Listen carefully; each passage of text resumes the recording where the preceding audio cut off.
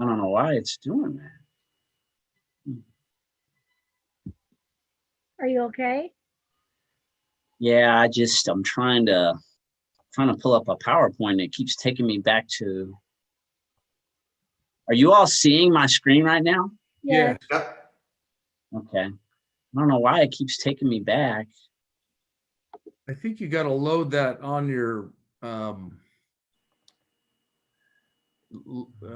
your desktop.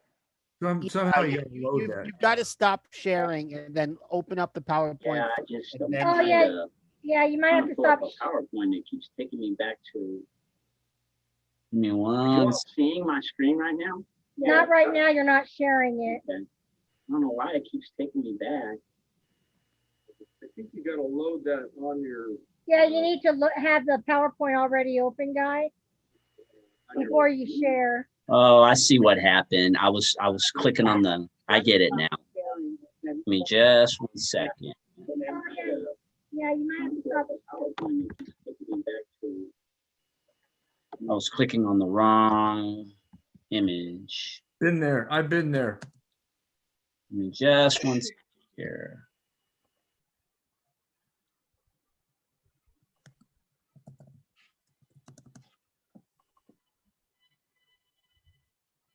How about now? Is everyone seeing my screen?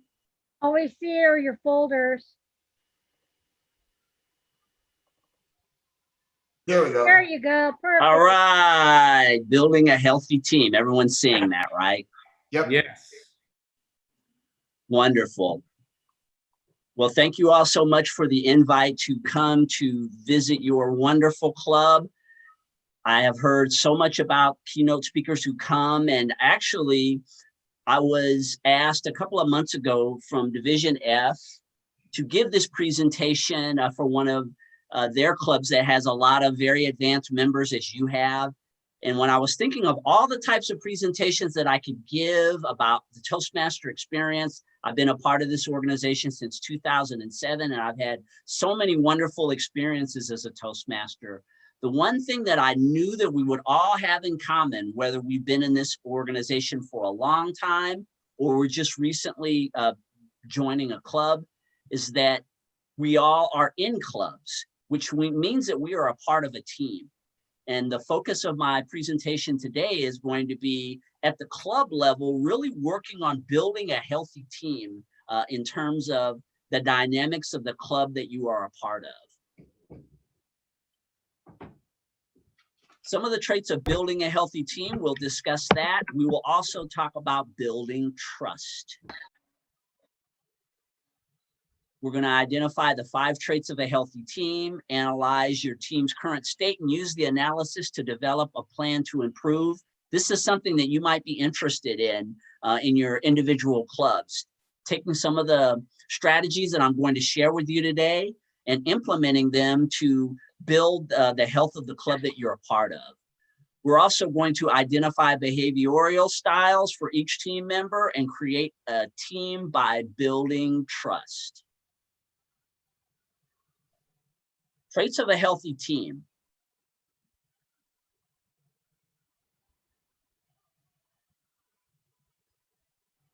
So this is going to be a pyramid that we're going to continue to build on for the next 20 minutes. But one of the fundamental aspects of any organization that you build, any team that you build, is a trust factor. And when I look back in 2007, when I joined my first Toastmaster club, I became a part of a long-standing club out in Las Vegas. It's called Windjammers. Right now, we're a 64-year-old club. And one of the things that impressed me so much about Toastmasters was the fact that the members of that club were so welcoming of me as a member. So the trust factor, based on the way that the members of Windjammers dealt with me right off the bat, people approached me, they were so helpful. And that started to build a level of trust that I had that these people who were members of this club were going to be helpful. They were going to be supportive of me. I remember one of the first actions about 2 weeks into my membership in Windjammers Toastmasters, I got put on the schedule to be give my icebreaker speech. And there was a great guy who approached me. I had never even met him before. I had seen him in the club. He approached me and he said, I'd love to take you to breakfast and help you work on your icebreaker speech. I thought to myself, what a great guy. Those types of activities that we do at the club level, cementing trust with our members when they join, really kind of sets the tone for their experience as Toastmasters as we go along. I think when you have that type of foundational thought process as a club, you're going to bring your members in and you're going to start developing that level of trust. It has a way of carrying over into the other aspects of the relationships that you have within that club. Amongst fellow members, when we're talking about trust, people are giving speeches in clubs about a lot of different topics and experiences that they've had.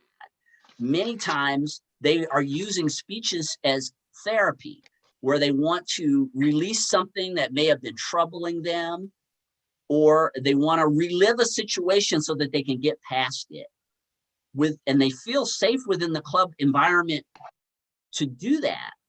So our nurturing that type of trust, making our members feel that we aren't going to be in judgment of them when they give presentations. If they don't do everything perfectly as Toastmasters off the bat, that we won't condemn them or talk badly about them or look down on them. That is a part of a culture that you can develop within your club that has long-lasting effects. Just building that level of trust amongst your fellow members.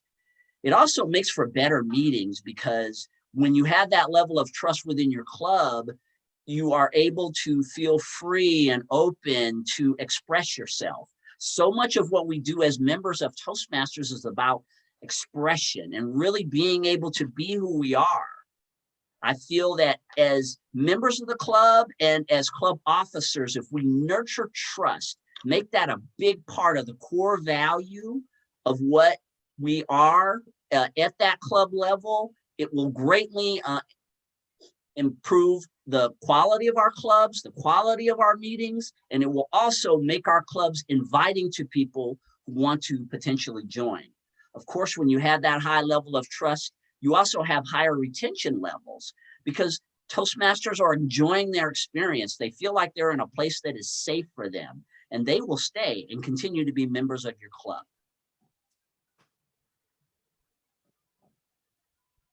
Healthy conflict. Let's talk about that for a few minutes. Conflict is a natural aspect of life. When you have human beings, you have different opinions. People come from different backgrounds. We're all looking at the world through different glasses, as they would say. And because we're all looking through the world at different glasses, we see things differently. The fact that you are going to have conflicts within your club is actually a part of the educational process. I know for some people, they don't like to deal with conflict. You have people who are very confrontational and are very comfortable dealing with conflict, and you have other members who only want to avoid conflict and everything in between. In my experience, going up through the trio and Toastmasters and ultimately reaching the position of district director, I received quite a bit of training in conflict resolution that has been unbelievably helpful for me at many levels of my life, but in particular in working with situations within a club. I think the core value of respect in Toastmasters and our pursuit of that core value is at the heart of being able to have healthy conflict within your club. Again, disagreements are going to pop up. There are going to be people who have good days and bad days. They're going to be experiencing lots of different things. A Toastmaster club brings out a lot of emotions in people at so many levels, from the presentations, the leadership experiences that we have. We get people who come from different backgrounds, different countries, different cultures, who are seeing things differently. However, if we can always try to approach our fellow members from a perspective of respect and also being willing to listen to their perspectives about things. One of the greatest gifts that I've received as a Toastmaster is a better ability to listen to other people. I think it has become one of the communication skills that I value the most, and that's being a good listener. Well, in our Toastmaster clubs, we are developing the skills that actually can facilitate healthier conflict, because we're learning how to listen, to be objective, to be respectful of our fellow members. We are there to work together as a team. We have individual goals that we're working towards, obviously, reasons why we joined Toastmasters, but our individual goals ultimately lead to an overall achievement of a healthy club environment. I would say embrace conflict. Don't avoid conflict, but find ways to approach it in a healthy way. And it ends up being something that is a complete educational experience for the members. Things that you might not have been willing to address because of the conflict, the disagreement, can ultimately be used as tools to bring the club together. Some of the conflicts that I've seen in clubs have ultimately been some of the greatest things that brought that club together. The fact that they were dealing with it. Sometimes it hasn't even always been healthy conflict. Some of the unhealthy conflict can also be a tool to bring members of the club together. As long as we are willing to work through the conflict, be adults, and utilize the tools that we are given as members of Toastmasters. Commitment.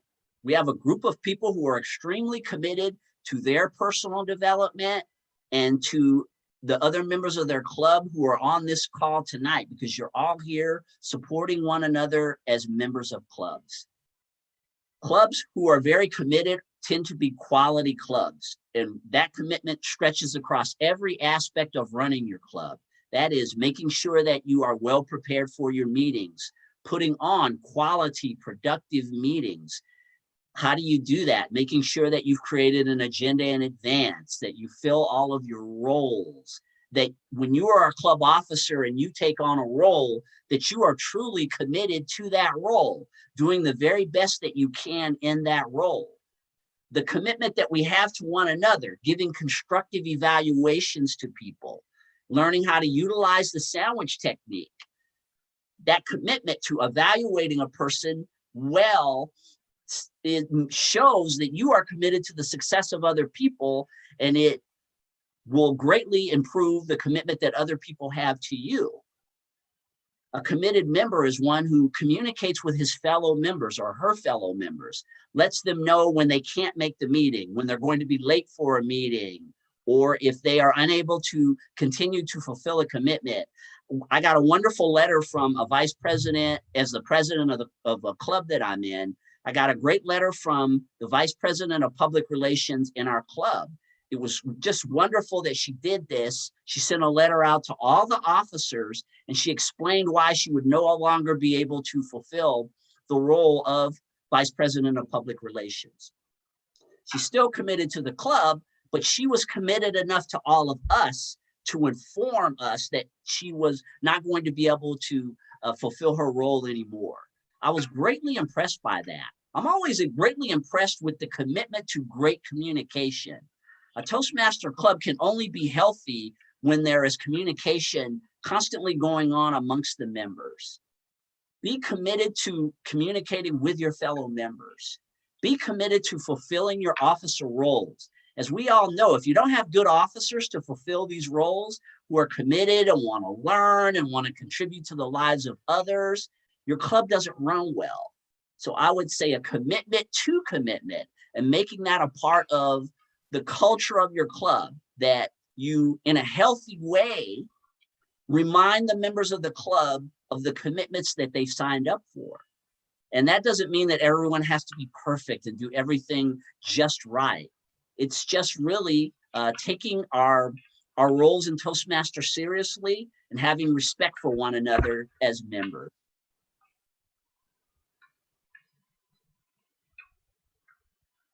Accountability. Accountability falls in line quite a bit with commitment.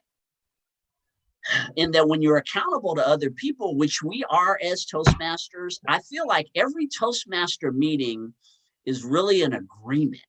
It's really not a club that we're a part of. We're all a part of a mass agreement. We've all agreed to attend a meeting at a specific time and date, be it once a week, twice a month, or as your club, y'all make an agreement to get together once a month. The accountability of that agreement is what makes the whole club function. It's the reason why we're able to put on meetings, is because of the agreement that we've made with one another that we're going to come and participate. We really even made an agreement when we decided that we would sign up and be Toastmasters. With that agreement is a certain level of accountability to, as I had mentioned before, with the commitments to participating in your club, for supporting your fellow members, to fulfilling roles when you've said that you're going to fulfill them, and nurturing the success of new members. I think that there is an underrated aspect of Toastmasters in our accountability to the newer members. The reason why our organization continues to thrive, and we're almost 100 years old, is because there have been many people who have been very accountable to the new members of Toastmasters. The only way that they learn how to be a good Toastmaster is through our accountability to them, our accountability of taking the things that we've learned and sharing them freely with new Toastmasters, helping them to grow and learn and achieve. There are high levels of accountability in every Toastmaster club. There will be members who will be higher in their accountability levels than others, which is a great thing. As long as we have enough members in the club with high levels of accountability, we're able to function. One of the things I learned from my own experience is I had a lot of challenges when I started Toastmasters with time management. I was very, very bad with time management, didn't make it to meetings on time, really struggled, spoke longer than I was supposed to speak. But my learning from our organization came in the form of the accountability that all of the existing members had to being on time, to fulfilling their roles, to speaking within their allotted times. I saw that accountability in other Toastmasters, and I wanted to be like all of you. If there wasn't that high level of accountability, such as today at 7 o'clock, I saw that gavel drop at that time. You are all accountable to honoring your commitment to Toastmasters by starting that meeting on time. You create a mindset in your newer members and other Toastmasters by being accountable for the things that you've agreed to and that you're going to do. The last part of the pyramid is results. What are these results? I think the number one result that we all are looking for when we first join Toastmasters is to improve in some aspect of life, either professionally, maybe we want to improve our social lives, maybe we want to become a better speaker, or maybe we are just deathly shy of standing up in front of people and giving a presentation.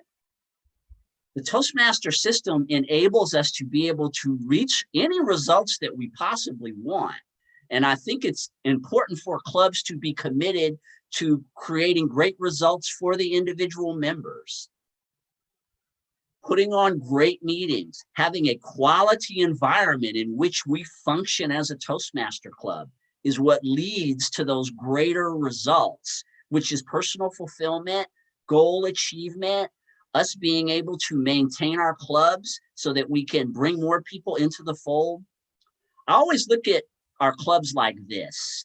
Every member that we bring into our environment leaves a little piece of themselves. There are experiences that every individual person who is in this meeting today has shared that has enhanced my life. We are able to create unbelievable results for people in ways that I don't think we even recognize, just by striving to be the best Toastmasters that we can be. The results also include working towards the Distinguished Club program. Pathways is a wonderful program that I am embracing wholeheartedly, although I might have been a little bit stubborn about it at the very beginning. And I actually was the district director, by the way, at the time when we rolled out the Toastmaster Pathways program, but I have wholeheartedly embraced it at this point, and I feel that it is the future of Toastmasters. Using Pathways and the Distinguished Club program is what is going to allow us as individual members to continue to grow. And again, our individual goals that we are achieving leads us towards that achievement, which is always striving to be a distinguished club, a select distinguished club, or a president's distinguished club. And that is a mindset that I think is critical in Toastmasters. In achieving our individual goals, we're always working towards that larger goal, and we're learning along the way. We're growing as individuals and as teams as we work towards those goals. There are innumerable results that we are creating by being members of Toastmasters and having this healthy club environment, having a quality club that we're proud of. The meetings that we put on are entertaining and educational and fun, lead to the tremendous results that I have seen in so many Toastmasters that I've met in the last 14 years that I've been a part of the organization. So as I had mentioned before, building trust is at the core of all this. When all else fails, be a trustworthy person and make that a core value of the way that your club functions, because that is the base of the pyramid. We should be striving towards having the best meetings and the best clubs that we can possibly have. Because again, even if it's only for selfish motives, which many Toastmasters join, I know me in particular, I've done a great deal of service since I've been a member, but at the very beginning, I just wanted to become a better speaker. You set the tone for a great Toastmaster career for a person by developing that trust, because you never know. That person that's sitting in your club might right now could potentially end up being a world champion of public speaking or an international president of Toastmasters. It all starts with trust. Mr. Toastmaster.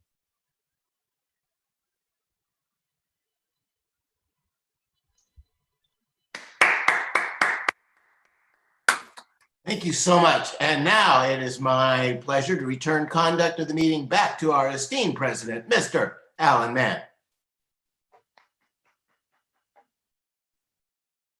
Thank you very much, Mr. Toastmaster, and thank you very much, Guy, for your speech.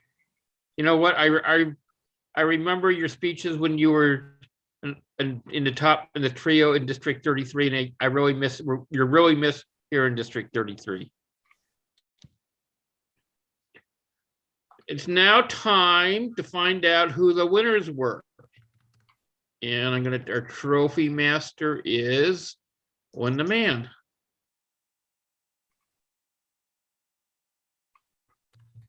You're muted, Linda. My wife is muted. Is that a blessing? Careful.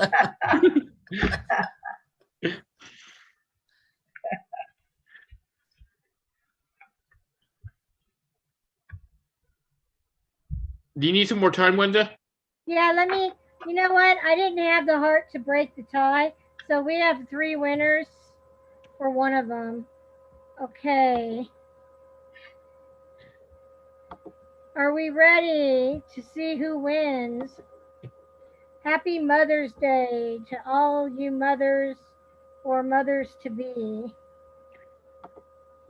And great, I'm still recording, sorry. Our best table topic was Aziza.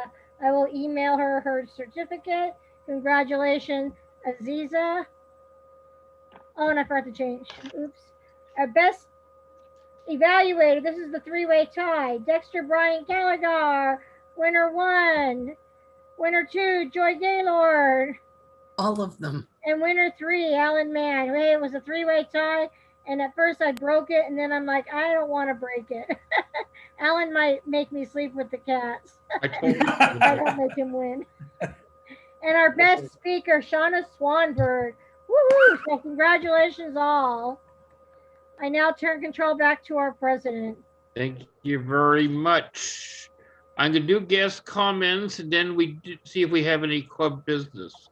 So, guest comments, Etta. Yes, I really enjoyed this meeting. Guy, that was a great keynote. I enjoyed it. The whole meeting was fun. Thank you very much.